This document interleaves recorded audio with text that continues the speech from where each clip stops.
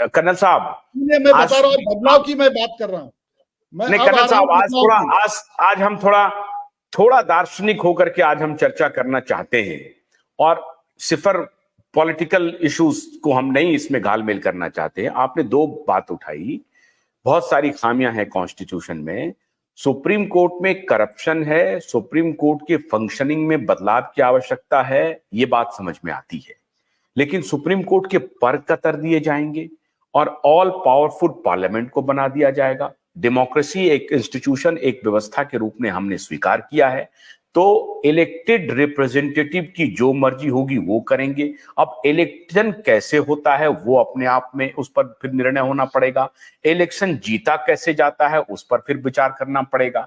तो आप जो नेचुरल जस्टिस सिस्टम है, प्राकृतिक न्याय की जो एक अवधारणा है जिसके तहत सुप्रीम कोर्ट या एक न्यायालय की आवश्यकता है, आप उसी को अंडरमाइन कर रहे हैं कि इलेक्शन करके जो लोग चले आएगा पार्लियामेंट में वही पावरफुल हो गया, वो जिसको कहेंगे जो वो कहेंगे वही सही होगा। फिर आप कहेंगे कि हमारी अकाउंटेबिलिटी जनता के प्रति है और जनता को कैसे आप धोखा देते हैं ये जगविदित है। तो ये जो चेक इन बैलेंसेज है इसको समझना पड़ेगा। आप सुप्रीम कोर्ट का एग्जाम, सुप्रीम कोर्ट में बहुत सारे फॉल्ट लाइन है, करप्शन है, मैं मानता हूं, अंग्रेजी में किया जाता है ये भी मैं मानता हूं, लेकिन आपने एक और सवाल उठा दिया, हमारे लोगों ने संविधान नहीं बनाया। संविधान में हो सकता है कि बहुत सारे देशों की बातों को हमने इनकॉर्पोरेट किया है, लेकिन हमारे देशी लोग विदेशी थे ये कहना ठीक नहीं होगा। और मैं आपको कई दृष्टांत दे सकता हूं जिनने मिलकर के संविधान सभा का गठन किया, संविधान सभा में विदेशी नहीं थे, हमारे देश के लोग थे और बहुत विद्वान लोग थे। और बड़ा, मैं अभी पढ़ रहा था केटी शाह के जिस कॉन्स्टिट्यूशन को लेकर के कांग्रेस कह रही है कि संविधान बदल देगा, हमारा तो सवाल इस पर होना चाहिए था कि कांग्रेस ने किन परिस्थिति में संविधान को बदलने की कोशिश की और बदला उन्होंने। इमरजेंसी के दौरान बदला, जब पार्लियामेंट अस्तित्व में नहीं था, पार्लियामेंट को एक्सटेंड किया गया। 76 मार्च में पार्लियामेंट का टेन्योर खत्म हो गया और 76 दिसंबर में जाकर के जब आप इमरजेंसी में हैं तब आपने अमेंड कर दिया। इस सब पर बात होनी चाहिए। तो आप कह रहे हैं कि पूरे संविधान में अमेंडमेंट तो बहुत सारे हो गए हैं ऑलरेडी। मैं उस पर आ ही रहा था। आप सोचिए ना कि नहीं, आप जुडिशरी को अंडरमाइन मत कीजिए। मैं अंडरमाइन नहीं कर रहा। देखिए, जुडिशरी का मैंने पहला नाम इसीलिए लिया कि कोई भी डेमोक्रेसी में सबसे महत्वपूर्ण पार्ट है न्यायिक व्यवस्था, सबसे महत्वपूर्ण है। आप कहीं भी कोई भी मतभेद हो तो उसका फैसला कौन करेगा? तो न्यायिक प्रक्रिया करेगी। और न्यायिक व्यवस्था सबसे मजबूत होनी चाहिए और वो भारत देश का कल्चर भी रिफ्लेक्ट करना चाहिए, उसमें भाषा रिफ्लेक्ट करना चाहिए, रहन सहन रिफ्लेक्ट करना चाहिए, हर इमेज को डुप्लीकेसी होना चाहिए उनके बर्ताव में। मैं न्यायिक प्रक्रिया की बात कर रहा हूं। आप सोचे ना, उनका ड्रेस से लेके देखिए, भाषा से लेके, टेक्निकल सिस्टम से लेके, पैसे के बारे में आप देखें, जो फीस है, क्या गरीब आदमी को न्याय मिल रहा है? मैंने इसीलिए कहा कि बड़े से बड़े लोग न्याय अफोर्ड ही नहीं कर सकते। जब हम न्याय अफोर्ड नहीं कर सकते तो उस न्याय प्रक्रिया की क्या मतलब है? आम आदमी को न्याय, क्या केवल पॉलिटिशियंस को न्याय मिलेगा? क्या पैसे वाले को केवल न्याय मिलेगा? गरीब आदमी के लिए होना चाहिए ये पूरा सिस्टम। जिसके पास पैसा नहीं है वो गरीब इसलिए है क्योंकि उसकी जन्म एक गरीब परिवार के लिए है। और हमारी न्यायिक सिस्टम। अच्छा, ये आप जो इतना, कर्नल साहब एक मिनट रुकिए। कर्नल साहब, आप जो इतना ज्ञान दे रहे हैं, इलेक्टोरल बॉन्ड से जो चंदा आया है पॉलिटिकल पार्टी के पास, उसमें 10,000 करोड़ का चंदा आया है। तो ये पैसा कैसे खर्चा हो रहा है? आप क्यों नहीं एक धोती कुर्ता में कैंपेन करते हैं, गुलाब लेकर के हर घर में जाते हैं, फूल बारिश हो रही है? क्या बात कर रहे हैं आप जुडिशरी पर सारा ठिकरा मत फोड़िए। आप पॉलिटिकल एस्टैब्लिशमेंट को आप क्लीन चिट मत दीजिए। पॉलिटिकल एस्टैब्लिशमेंट गंगोत्री है, करप्शन का बात तो समझिए, गंगोत्री है। अभी हजारों करोड़, 1,20,000 करोड़ रुपए चुनाव में खर्च हो रहे हैं। किसकी अकाउंटेबिलिटी है बताइए? कहां है इलेक्शन कमीशन? कौन नोटिस ले रहा है? इंस्टीट्यूशनल ब्रेकडाउन हो गया इस देश में साहब, और इसमें सारी पार्टियां जिम्मेदार है। मैं ये नहीं कह रहा हूं कि इसमें जो पार्टी इन द पावर जो है वही रिस्पॉन्सिबल है, सारी पार्टियां रिस्पॉन्सिबल है। मैं ये कह रहा हूं कि मैं अभी जो संविधान बदलने की बात हो रही है तो इतिहास क्या है और भविष्य क्या होने वाला है, आप इस पर बात नहीं कर रहे हैं। आप जुडिशरी पर लग गए हैं, आप पॉलिटिकल एस्टैब्लिशमेंट को क्लीन चिट दे रहे हैं। क्यों दे रहे हैं? मैंने क्लीन चिट नहीं दिया है। देखिए, जो संविधान है उसके 3 पिलर्स है, जुडिशियरी, एग्जीक्यूटिव और लेजिस्लेचर। सबसे महत्वपूर्ण पार्ट है जुडिशियरी। जुडिशियरी जहां सबका आस्था होता है कि कहीं भी अन्याय होगा तो जुडिशियरी है उसका रखवाला, लेकिन वही सबसे कमजोर कड़ी निकल रहा है, ना कि एग्जीक्यूटिव, ना कि लेजिस्लेचर। अब लेजिस्लेचर पर हम आते हैं। आप जिसको चुनते हैं, पार्टी बेस्ड सिस्टम है, इसीलिए वो कहां से हमने नकल किया ये सिस्टम हमने नकल किया ब्रिटिश सिस्टम का, जो आपको गुलाम थे। उन्होंने आपके एजुकेशन सिस्टम को पूरा ध्वस्त कर दिया, गुरुकुल को अपना सिस्टम बनाया एजुकेशन सिस्टम, और अपना फिलॉसफी उन्होंने सिखाया है, और उसी के हिसाब से आपको संविधान बनाया गया।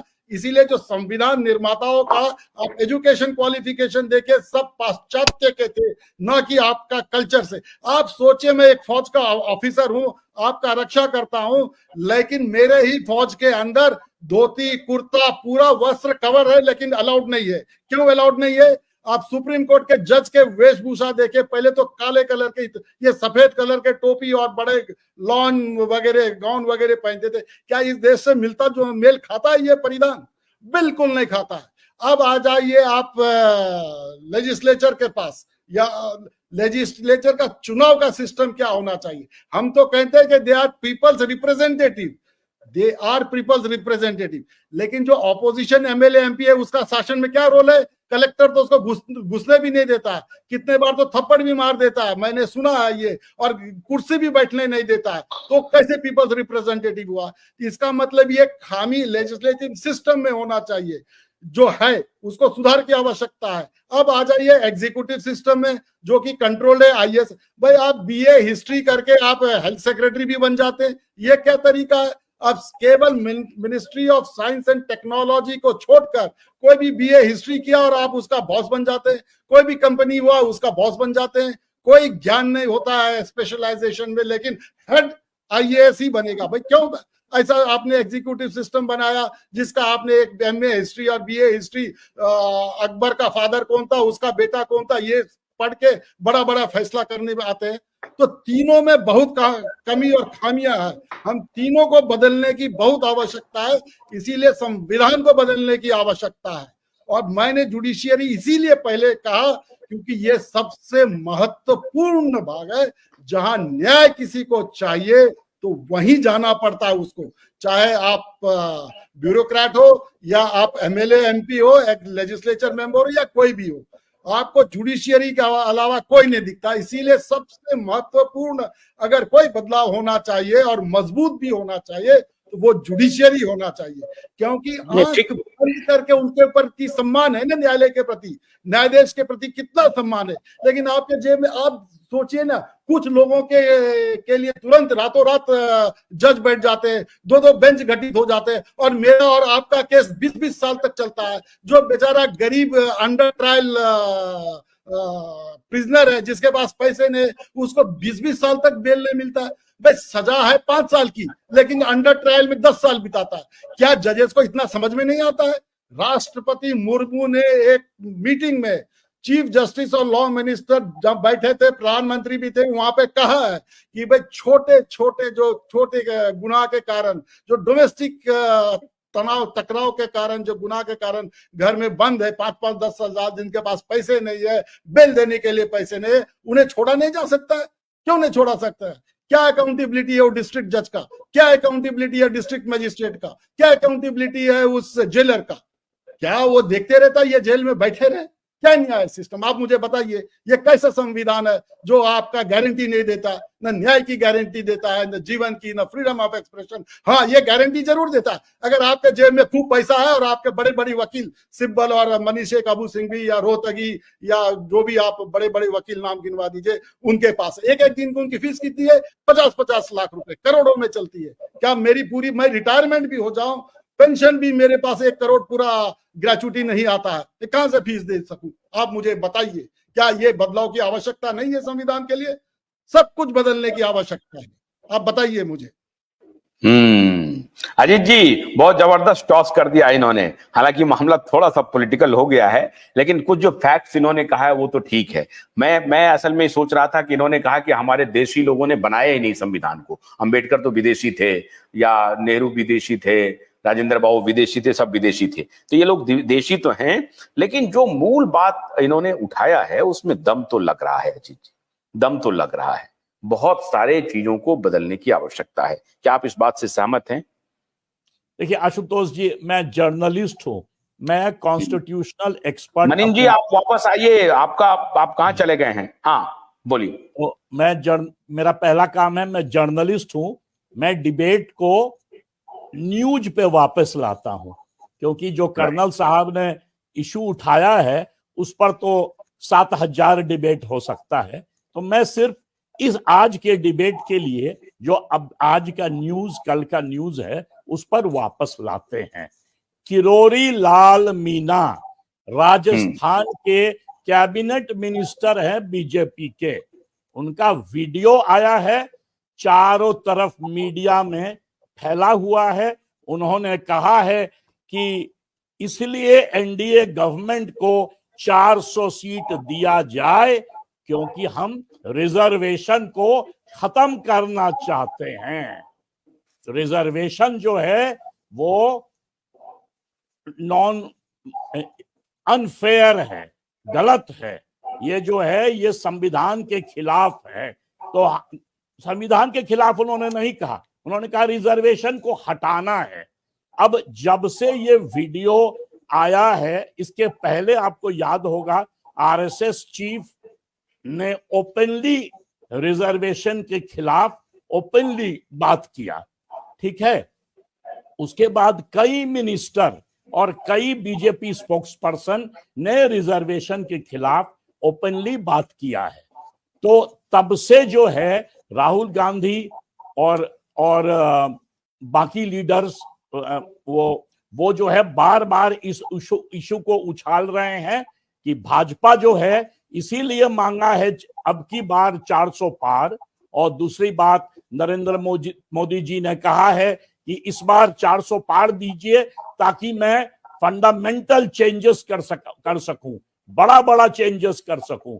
तो उसमें सबसे बड़ा जो इशू बन गया है वो है removal of reservation from the Indian. नहीं, लेकिन ये तो अलग अलग इंटरव्यू में नरेंद्र मोदी और उनकी पूरी कैबिनेट ने, टीम ने हमेशा ये डिनाई किया है कि इस तरह के जो र्यूमर हैं वो गलत हैं। और नरेंद्र मोदी खुद प्रधानमंत्री किरोड़ी लाल मीणा को फायर क्यों नहीं कर रहे हैं? किरोड़ी लाल मीणा राजस्थान के कैबिनेट मिनिस्टर हैं, उनका ओपन वीडियो एनडीटीवी जो चैनल है, सबसे बड़ा एक्सपोजे वो किया है। एनडीटीवी चैनल किसका है आपको अच्छी तरह पता है, तो क्यों नहीं उसको फायर कर रहे हैं? निकाले पार्टी से तुरंत।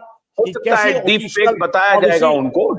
और वही नहीं, आरएसएस चीफ और सेवरल लीडर्स ओपनली रिजर्वेशन के खिलाफ ये कैंपेन कर रहे हैं। उसके बाद जब अटैक हुआ राहुल गांधी से और प्रियंका गांधी से और बीजेपी के कांग्रेस के बाकी लीडर से, तब जाके प्रधानमंत्री बैकफुट पर आके, क्योंकि उनको लग गया कि ये मैसेज चला गया है schedule caste, schedule tribes, OBC के पास, और इसको लेके कैंपेन कर रही है कांग्रेस। तब एक स्टेटमेंट आया है प्रधानमंत्री का और अमित शाह का कि ना ऐसी बात तो नहीं थी, हमने तो नहीं कहा। बट सारा नैरेटिव जो बिल्ड हुआ है, दोनों नैरेटिव, एक नैरेटिव जिसमें बीजेपी के सारे लीडर, मैंने किरोड़ी लाल मीणा का नाम लिया, आरएसएस चीफ का नाम लिया, भागवत जी का, और दूसरा नैरेटिव कि अब की बार 400 पार दीजिए क्योंकि हम मेजर फंडामेंटल डिसीजंस लेना चाहेंगे। तो आज का डिबेट यदि इसी पर हो, संविधान जो 400 पन्ने, 450 आर्टिकल्स है, उस पर सब हम बात करने लगेंगे तो चितड़ा जाएगा। रिजर्वेशन के इश्यू पर रखिए तो ज्यादा डिबेट कॉन्क्रीट होगा, मजेदार होगा। भोलानाथ के 2-in-1 बैटरी ऑपरेटेड हार्वेस्टर कम ब्रश कटर के साथ ट्रॉली अतिरिक्त लागत पर उपलब्ध है।